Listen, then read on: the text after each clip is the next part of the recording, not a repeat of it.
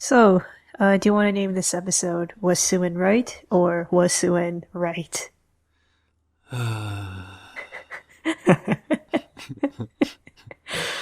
Hello, everybody, and welcome to episode 3 of Mobile Pod. Today, we're going to be doing an impromptu, unplanned, which is why this is going up at a time we wouldn't usually see Mobile Pod on the channel, but episode 3 of G-Tekketsu's just come out. We've both got some pretty big opinions to be dropping on this. So obviously, if you listening right now have yet to see the first 3 episodes of Gundam Iron-Blooded Orphans, stop listening right now, because spoilers are going to be thrown pretty much in every direction.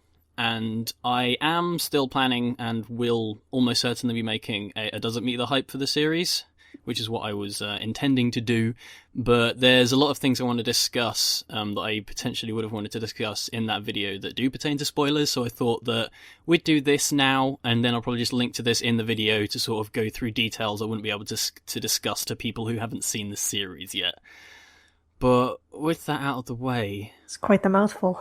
Yeah, I just got quite a few things out. I wanted to get the business side of things covered over before we go into what we're discussing here. So, spoiler alert: BakaShift gets triggered. Yeah, a little bit. A lot. And I just want to say, people are probably not used to hearing me be negative about things because I generally love everything. But there are some things that happen, particularly in episode 3, that certainly rubbed me the wrong way. But to start things off, what did you think of the first 2 episodes generally, Sooin? I thought it was alright for the most part. It's not anything that really grabbed my attention. In terms of numerical scores, I would have given it around 6 out of 10. It's not bad, but it's not groundbreaking or it's not good by any means, but it was alright. Yeah. And then episode 3 happened. Because the first 2 episodes I was definitely enjoying. The problems I had were nitpicks instead of actual issues. And to that end, I would definitely say I was enjoying it and really kind of looking forward to where things are going, because there's lots of things that are sort of presented in the world and how situations are happening and what were happening with certain factions that I was really getting excited about and really looking forward to what they were going to do with them. There were certain characters that I was skeptical about, but I was thinking they could easily go in a good direction. Mario Kata, you done goofed. But then episode 3 happened. So, side note, never hire Mario Kata to write anything related to mecha ever again, please. I think she already fucked up with Aquarion Evil, I think it was called originally. And now this. And to be honest, after I'd finished watching episode 3, and we'll get into details, we will, but I just want to say... I read around because I wanted to see if anyone else agreed with me, and nobody does. Everyone is fucking loving this show, which I definitely really like, the fact that people are, and that this is what I said initially in our expectations video, that I definitely still feel, and even more so now, that this is going to be really popular. This is going to get people into Gundam, and it's very accessible and very sort of, I guess, tailored towards younger shonen fans who are going to get a lot out of the things that are going on in this. But for me, there are so many things that have just kind of been thrown away, so much potential that's been thrown away by certain things that have happened in episode 3. So I'm gonna drop the big name right now, Mr. Crank. He, from the things that happened with him in episode 2, I was loving this guy. He was easily my favourite character, because currently Gjallarhorn are the only sort of enemy faction that we've seen to be, just generally developed, and we sort of know their alignment. Because, for the most part, from like the higher-ups in Gjallarhorn and the adults in CGS have just been kind of like evil, villainous bellends, for the most part. Like, it's not a case of, as in many other mecha shows, many of my favourite Gundam shows, where the rival faction aren't separated by the fact that they're evil. They're separated from the heroes by the fact that they have a different political alignment, and that's not something I get from this show at all. It's very clear that these guys are the heroes, even though they aren't very heroic. in their actions, but these guys are the heroes. Augur and Mikazuki are the heroes, and the other guys are just evil. Like they're just, oh, it's children, you can kill them, it's fine. But then Crank comes into the picture, and he has a mind of his own. He's not blindly following his higher ups. He probably has very different political ideals to CGS, but he still has a moral compass. And there were so many things that they could have done with Crank. Like, from the moment that he was brought into this episode, or even some of the stuff that was happening when he came back in episode 2, where it's just a case of he's basically been completely exiled from his own military, and it's just like, you failed this mission because you didn't want to kill children. You're dead to us now. Go out on this mission and don't come back if you don't succeed. Kind of deal. But if they'd sort of had it as a situation where a character like Crank, and they could still do this with, I forget which character it was, I think it was Ein, or someone like that. The character. Oh, you mean the dog from Cowboy Bebop? Yeah, totally. Basically, you know, in episode 2, it's Crank, it's the random evil guy that gets killed by Mikazuki, and this other guy. The other guy they could still do this with, but what I really wanted to happen was within this very corrupt faction of Galahorn, there would be this one character who doesn't purely sort of, I guess, flow with their ideals. And sort of have him become not someone who, like, defects to the other team, especially not this early, but someone that causes some sort of unrest within their ranks, just because he knows that what his higher-ups are doing is wrong, but he's just aligned with them because of geography, because of political ideals, anything like that. But they just kill Crank off. We assume they kill Crank off. It's almost certain that they have. I mean, they don't directly show him dying, but from how the scene played out, and from the situation, the only options are... This is almost exactly like All No Is Zero, the season 1 finale. Fucking hell. Yeah. Pretty much. Oh my God. Well, it's a lose-lose situation anyway, because even if they didn't kill Crank, it would just be another stupid retcon. Mm. So, either way... It's just, as I say, I was about to say, the options are, it's like, if Crank isn't dead, he certainly can't go back to Galahorn, so he's either going to become a prisoner, or he's going to defect, and him defecting in episode 3... is kind of early.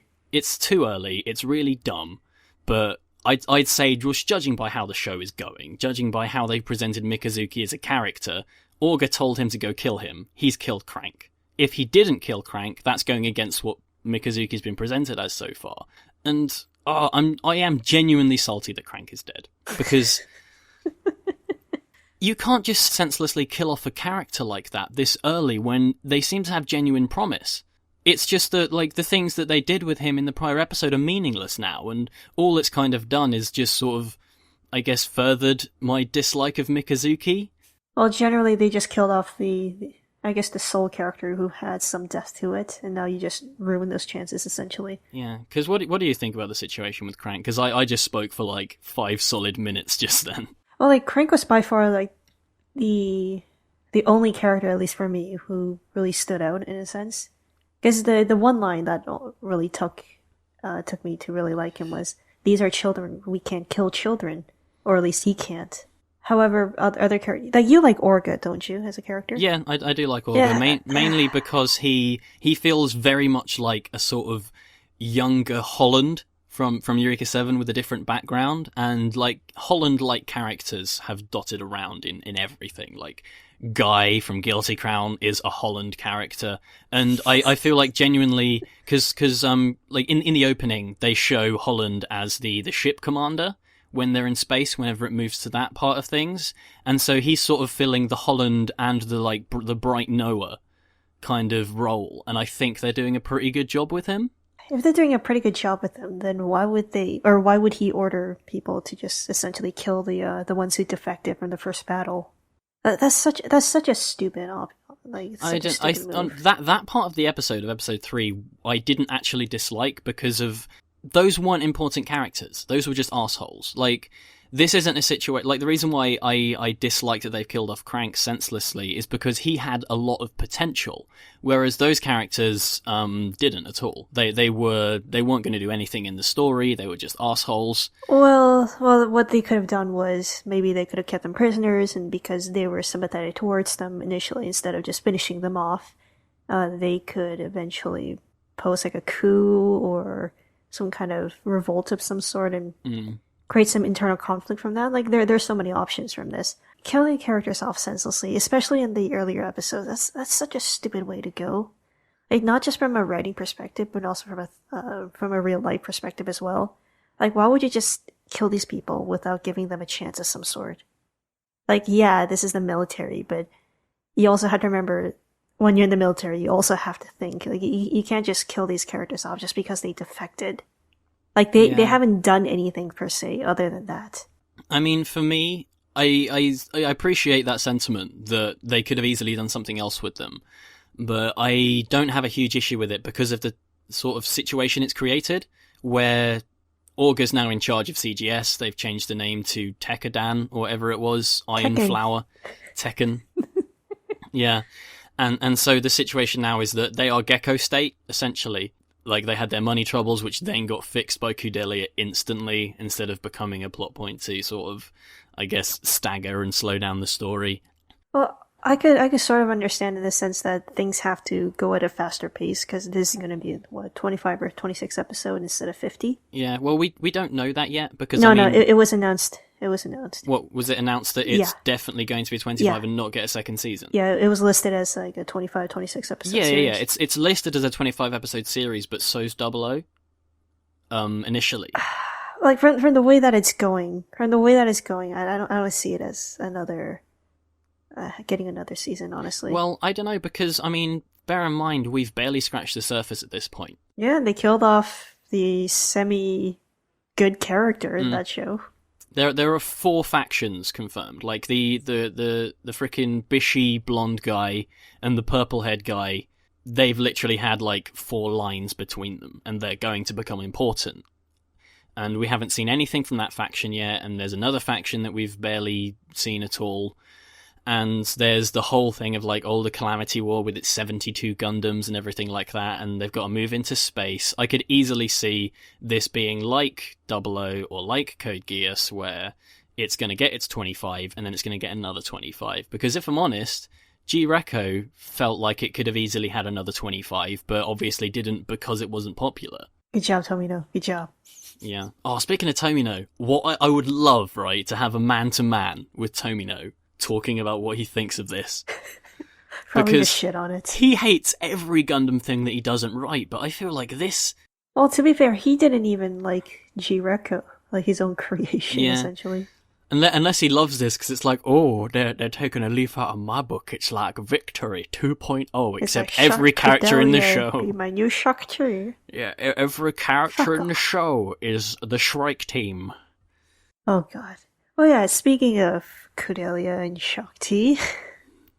Actually, one thing before we move on to them that I did want to say is that if the show has basically used this episode 3 as the shock value episode 3, like a Madoka episode 3, basically, and they're going to then sort of progress from here, use this as like a statement episode to really sort of move things into action, because as much as I have massive issues, I haven't been bored at all. I'm still entertained. I'm just really, really worried about where it's going to go from here. So I feel like them making things move this quickly at the start and sort of, I guess, present this situation with Augur in charge of CGS, and they are now the faction. There's none of the corrupt adults. It is the child faction, because before CGS didn't really work that well as a faction, with the fact that it was just like these sort of children were the foot soldiers that were sort of put in the firing lines by the adults. And in the invasion from the Three Grazes and the mobile workers of Gjallarhorn in episode 1, all of the corrupt sort of adults left, and all that was left behind of those people were the people that have now been either killed or sort of merged into the kids if they didn't want to leave in this episode. So hopefully from here onwards, they go in a new direction and just use this as a springboard to an end. I think one, I guess, saving grace for Mikazuki is he's not indestructible in the sense that he has no weaknesses. Like, there is one, like, if he overuses the Barbados, or if he's in there for too long, then slowly, like, he'll get a nosebleed or his body will start degenerating. There's at least that one. So No, it's just that he was getting really moed out by how good Crank was. yeah, but it's kind of worrisome, but also fascinating at the same time how it's basically mirroring All No Zero in a sense. Yeah. So Because, yeah, Mikazuki August, I mentioned already how I'm not a fan of him. I really, really don't like him as a protagonist one bit. He doesn't interest me in the slightest.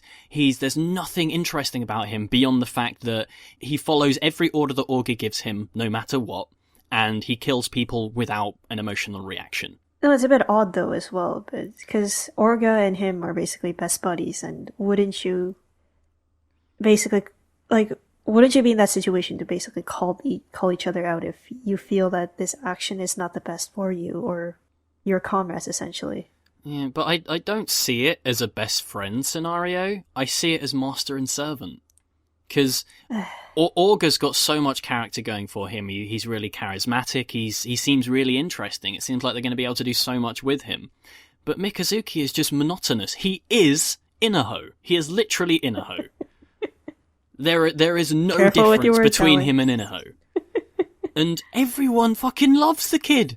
Saying like, oh, it's great to see a Gundam protagonist who doesn't, like, hold back from his actions like all these Gundam protagonists who are trying to be pacifists and have actual sort of emotional depth. Mikazuki just kills people. He shoots them twice to make sure they're dead. Oh, he's so brutal. He's so edgy. He's so cold and heartless.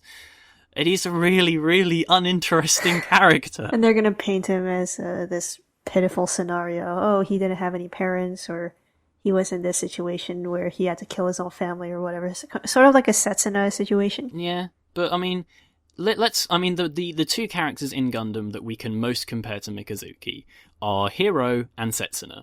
And even from sort of their initial presentations in the first 3 episodes, they add a lot more to them than he does. And they gained a lot more going down the road, which is why I absolutely can't completely write off Mikazuki yet, because we've got a long way to go. And again, I don't think either of us can completely write off the series yet, because it's a sci-fi mecha series, it's a Gundam show. The earliest moments of it don't have it doesn't have like an ironclad representation on what the rest of the series is going to be like, basically.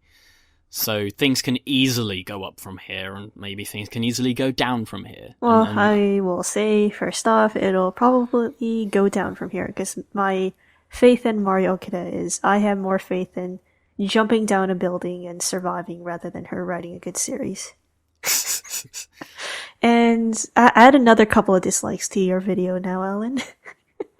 Because Mario Okada has a huge fan base. Yeah, I'm really sorry, everyone, who is enjoying this, because obviously, if you're enjoying it, that's absolutely if you're enjoying fine. it, more power to you. That's cool. Yeah. And none of this is us saying this is the definitive truth or anything. This is just our opinion, and this is just how we feel about it. Anything that we say that you disagree with, tell us. Like, tell us why it is that you're enjoying it. Tell us why it is that you think that the things that we're saying are wrong. Or why they're wrong, and just why that you aren't being affected by them negatively. And also, don't let what we're saying stop you from liking it if you are. But I think one of the good thing, well, I don't know if it's necessarily a good thing, but a lot of people are watching this, whether it be their first Gundam or just watching or this is like their first, second, third, or fourth time watching this, like a Gundam series. The fact that a lot of people are getting into it, good. Mm-hmm. But I don't necessarily agree that this should be, I guess, the proper gauge as to what Gundam can show, in a sense. Well, if you like it, more power to you, but I personally don't think this is, from the way that it's going right now, people should watch this and go, oh, this is exactly what the franchise is going to be like, because there are much, much, much better shows that deserve. It's just a case of, though, if people watch this and enjoy this, they're going to go wanting more, they're going to go back and they're going to go watch other things. The exact same thing that happened with Double O. I mean, Double O is what got me into Gundam. I didn't watch it first, but I saw it. Like, I saw that it was a thing, and I thought it looked cool. And so I was like, yeah, this Gundam stuff looks pro, and then I went back and watched from the beginning after I saw that Double O seemed like it was going to be interesting. So hopefully the same sort of thing happens with this. So people watch this and enjoy this, and then go back and really get into the franchise, because it's nice for this to be an entry point. Watch Gundam The Origin. That's much better. Yeah. Oh. Episode 2 out soon. We're going to be doing a mobile pod on that, and it's going to be fucking amazing. Yes. I'm seeing that shit in the cinema. Fuck you. Oh. Okay. Kudelia. I think she was the only proper character who triggered me in a sense. Because I said this before to you, Alain, and you didn't believe me initially. Because I was going like, okay, Kudelia can, from what I see, can be a Relina or a Lacus or a Shakti.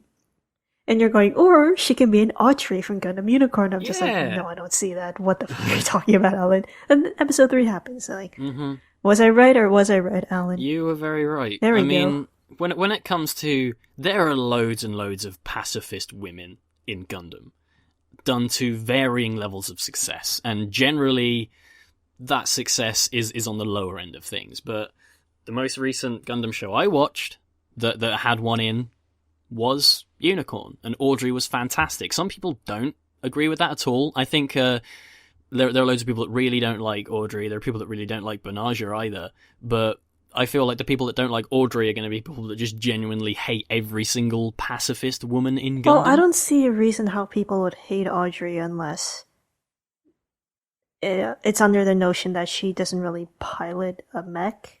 Like, she is very level-headed, she's very steadfast in her beliefs, and she tried to basically pretty much fix the wrongs that her family did, or her name did.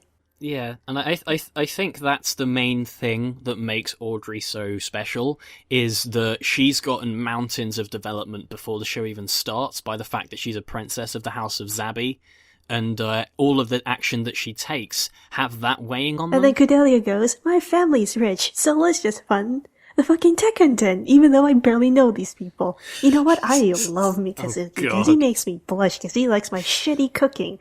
Oh, yeah, that's fucking true as well. Like, another thing that irks me about Mikazuki, why has he got 2 girls in love with him already? Like, what is there about this kid that's attractive to the opposite sex? He's like 4 inches tall. He's like a malnourished gar baby with frickin' abs for days. But I don't get it. But yeah, Kudelia, as I said, I was hoping we were going to get an Audrey out of her because, you know me, ever the optimist. But just in this episode, like okay, she's helping out with the food, that's fine. And then as soon as Crank shows up for the duel, and I like the idea of duels, by the way, I thought that was quite cool. And they say that it's like, yeah, this is often how things were resolved in the Calamity War. It makes sense. It means there's less of a body count or whatever. And for the show, it gives like genuine opportunity for you to have sort of aces go 1-to-1, like we've seen at various points in other Gundam series. But when she steps out and just goes, "Don't fight! Take me!" I was just like, you have never seen the real life world, have you? And she's got stupid hair. Well, pretty much all the characters do. Yeah, a little Kudelia, Mikazuki, Orga especially. I fucking hate that hair. Now, you see, Orga's hair, I've said this a few times to you, aesthetically I don't hate it, practically it's ridiculous. Because there are many times where you literally can see his face without his eyes. So this little quiffy bit on the front of his hair is obscuring his vision. And if your vision is obscured by your hair on the battlefield, you will die. This is one of the sort of tiny nitpicks I mentioned earlier in terms of the first 2 episodes, where my main issues were things like the mace, the Barbatos's waist, Orga's hair being impractical, like things that the mace, things that annoy me. But aren't actually don't have a genuine sort of impact on the story itself. Can I just say how fucking stupid the sisters are? Oh, I hate them. Why are they that's here? Another nitpick. Like, why do they exist? They're Jar Jar. They're the Jar Jar of the show. And why are they called Cookie and Cracker? Like, I feel like Cracker's just some underlying racist tones. Well, from moment 1, like from as soon as these 2 are introduced in episode 2, it's just like, oh, it looks like a butt. It's just, this show is trying its absolute hardest to be really, really fucking dark and serious. and then they just throw these moments in that completely and utterly wreck the tone. Well, Mario, get it for you. This is why I'm calling this show the Akamiga kill of Gundam so far. It's senselessly killing off characters and force-feeding comic relief where it doesn't belong. I feel like this is a result of one of those things where it's trying to get as much of a wide demographic as possible. Yeah, I can see that.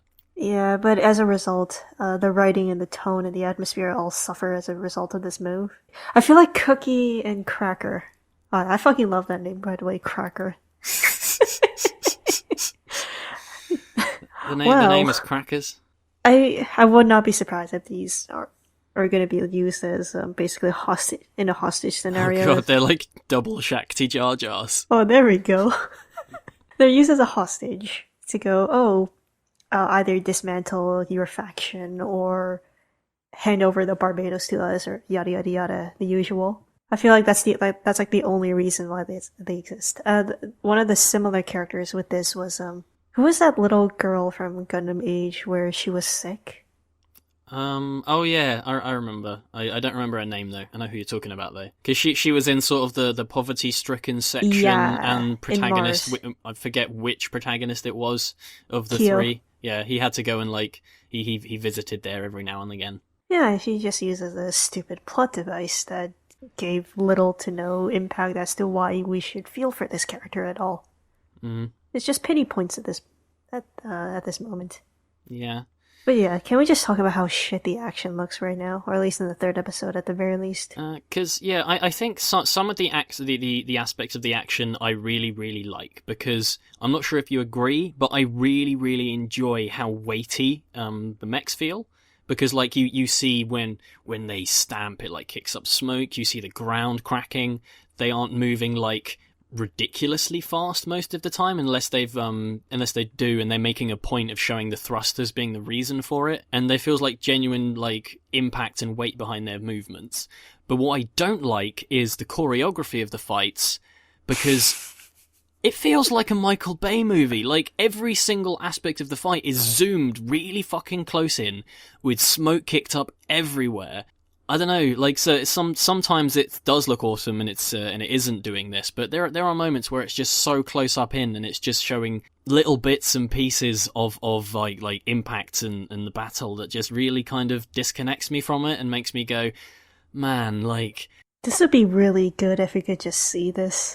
Yeah, I miss 8th MS Team, I miss Broken Blade, I miss Akito the Exiled. Yeah, I miss Akito the Exiled from what I saw of it. It's like, in terms of ground-based combat, like, this gets shat on. I miss One Punch Man! And you don't even like One Punch Man. It's alright, but I just think the action is just... It's fucking awesome! No, it's not the best. It's so good. They're obviously much better done choreography there. I think the only good scene that really stood out to me in terms of the action was around the end point for episode 1, when the Barbados essentially just came from the ground and just attacked the enemy Grace. Yeah, that was cool. Yeah, that was cool. And I think what's also clever, at least from the battles that I've saw, is that they use the environment to their advantage. Oh yeah, for sure. Mobile suits would kick up sand or generate mini sandstorms to obscure the vision of enemy mobile suits. Mm-hmm. Like, that's great. Like, they're not just resorting to just going head on into the battlefield and just attacking. There are genuine tactics on display, and that sort of Michael Bay-ish thing that I was talking about doesn't happen the entire time, and I appreciate that.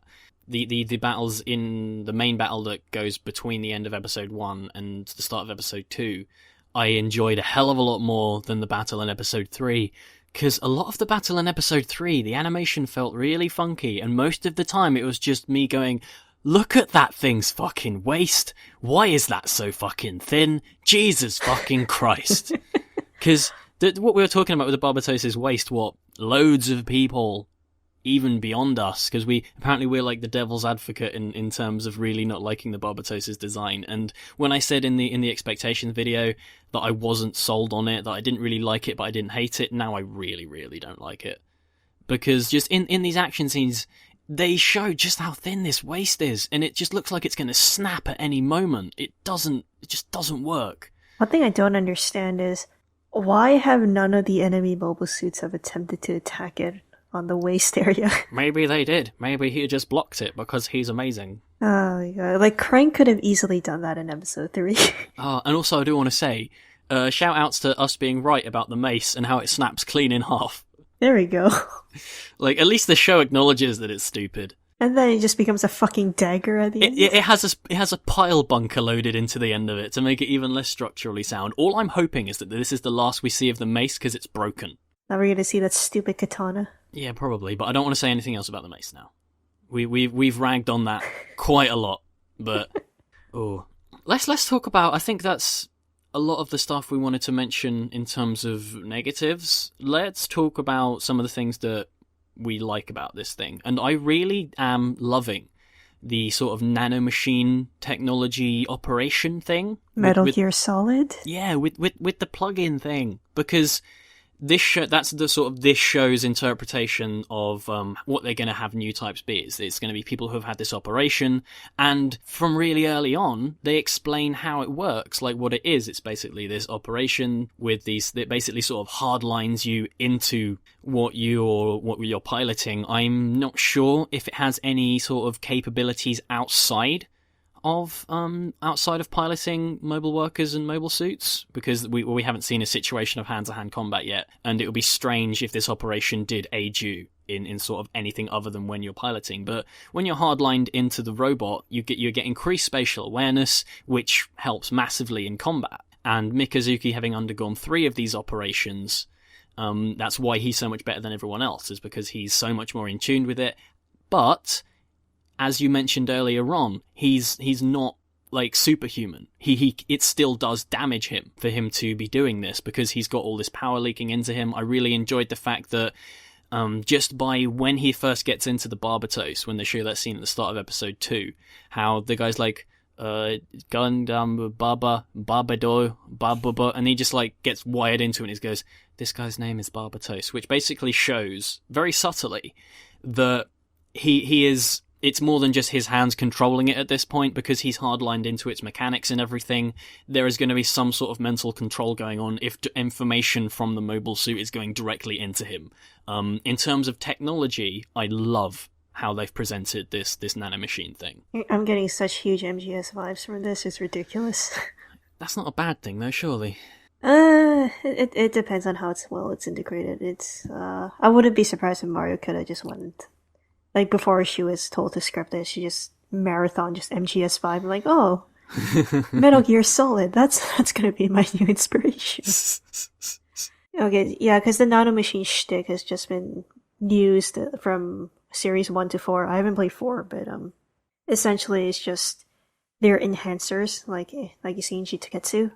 But I can't say anymore because that will spoil. Is MGS. it something? If it's something that's used for hand-to-hand combat, or is it something that's used for piloting the Metal Gears? It's not for piloting anything. Okay. It's more like a physical enhancer, this is at least doing a different spin on it, and I assume it's exclusively there. Yeah, and for piloting. There's a huge plot point relating to nanomachines and how they're used and how they can be detrimental. In some cases, which I won't say because MGS should be something that everybody should enjoy. So, yeah, it's crazily similar to how much of an inspiration it's taking from the video game franchise. Though, to be honest, to me it feels like the main reason you don't like it is because you hate the fact that they're shirtless. Because obviously the justification of them being shirtless is that it gives access to the plugs. No, it's just so impractical. How difficult is it just to cut out a fucking hole into the uniform and be like, here, this is where you plug in or whatever. Like a butt flap. I guess. Like, I could understand if they were being shirtless off-duty and they had to wear uniforms. But they're doing the exact opposite in this case. And yeah. Oh, God. I guess, like, for me, I was like, it's probably really hot there, but then that sort of gets debunked by the fact that, like, when he's not piloting, Mikazuki is walking around in this, like, 90s bomber jacket that's just, like, 8 sizes too big for him and looks warm as hell. I don't have an issue with them being shirtless, I guess. But for the for the female demographic. But I wouldn't say their, like, muscle definition is, like, there to be particularly sexy, because they do look like really thin, and it's like really, really, really like ripped muscle. Like, I'm not Who sure. knows? Female viewers, do you find the muscles in this to be sexy? Let us know. Well, I guess they look at it more from Orga rather than Mikazuki. Oh yeah. Well, I don't think anyone's going to think Mikazuki's sexy. He looks like he's like 10 years old with those muscles. Inoho. He looks like Inoho. Ergo, he is best character. Oh my god, look how hot he is. What did Inoho have fangirls? Yeah, quite a lot, actually. Wow. Inoho is actually one of the more popular characters from All No Zero. Mm. Or the most. So yeah, this just goes to show, if you're an emotionless prick, you will get fangirls regardless. God damn it, women.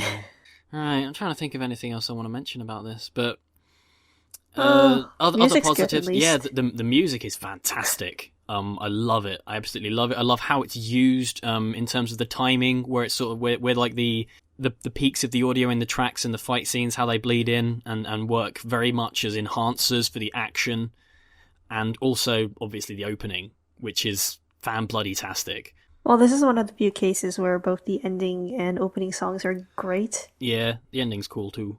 I think that's like the only positive I gave out for the show throughout this entire recording. So you don't like this at all now, do you? Because I still feel like I was let down by this episode, by episode 3, and I've come across very, very negative in this just because I've come off of negativity from just watching that about like an hour ago. But there are, as I've mentioned here and there, numerous positives I have for this show as well. I'm just over-flooded by this skeptical side of me thinking, are they just going to carry on killing off characters? Because they have raised death flags for like half the cast at this point. So this is going to be another Kamiga kill, or... A Kamiga kill, Victory Gundam, half of frickin' CGS is the Shrike team. Who the fuck knows? I'm just hoping, as I said before, episode 3 was a statement episode to sort of set the ball rolling, and from here on, we will get genuine, like, sort of plot development. And I'm hoping the sort of space faction with blonde guy and they're going to come in and just guy bomb everybody from the heavens. Well, and just they're going to start getting development and start actually making action from the next episode onwards. And unless it's literally just them warring with Galahorn for a while, they beat Galahorn, then they move on to the next one, instead of there being a cool dynamic where all the factions are running at once. And that's another thing, honestly, with me thinking that this is probably going to get another season after the 25, is that 4 factions getting full development in that time just seems unreasonable. Unless it's just like, oh, it's 4 factions, that's cool, right? Unless they, as they have with Galahorn after they killed Crank, just made it seem like super simplistic, like, these are bad guys. And not in the good sense of these are bad guys, like in Zeta with the Titans. Well, all I can predict for the space faction is I feel like they're going to be important later on. Yeah. Mainly because... Is it the blonde character? I think he's voiced by Takahiro Sakurai. Makishima in Psychopaths. Yeah, he is indeed. Yeah, so His if name Takahiro... is McGillis Farid. Farid McGillis. So he's Welsh! If there's anything to take note of in Japanese casting, is that the biggest stars, one of them being Takahiro Sakurai, is that they're going to be very important later on. And there's no way they would kill off such a huge star early on. It's this show. Well, unless you're a Kamiga kill. Yeah. I'm really, really hoping things pick up. And I You're think just trying to find anything positive just to... No. I'm not having to like scrape to find positive things. There have been lots of things in this podcast that I've mentioned that I do really like about the show. It's just that the negatives have much greater impact on future implications, I guess, at this point. And it's very much I think the episode 4 is going to be a crossroads, and it's going to sort of define where the series is going to go from this point. I feel like episode 4 is probably not going to be a particularly action heavy one.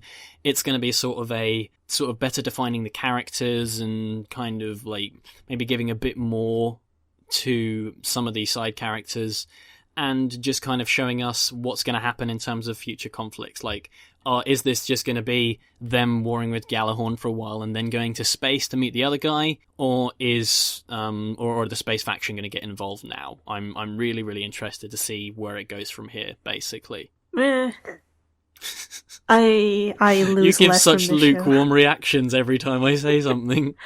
I am relatively indifferent to what happens at this point. Honestly, they can go up or down. If it goes up, then win-win situation for both of us. But the fact that Mario Kart is there just makes me very skeptical about whether it's gonna get good or not.